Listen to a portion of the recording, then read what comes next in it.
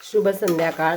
मी आज ना एक नवीन दाल खिचडी बनवत आहे. म्हणजे दाल खिचडीच्या यूट्यूबवर अनेक रेसिपी आहेत, पण ही जरा वेगळी आहे.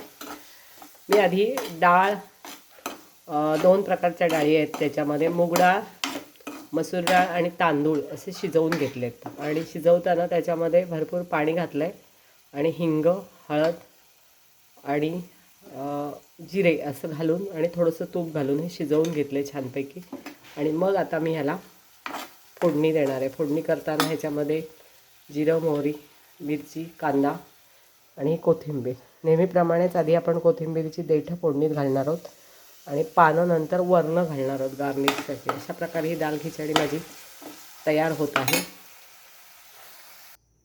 आपण पाहू शकता शिजलेले जे डाळ तांदूळ होते ते मी फोडणीमध्ये घातलेले आहेत. आणि आता फक्त एवढं ही कढई धुवून घ्यायची, एवढंच पाणी मी याच्यामध्ये ॲड करणार आहे.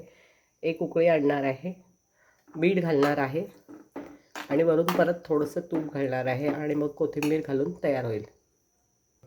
अशा प्रकारे माझी दाल खिचडी तूप मीठ घालून तयार आहे. फक्त एक उकळी आणायची आणि वरही कोथिंबीर घालायची आणि लगेच खायला घ्यायचे.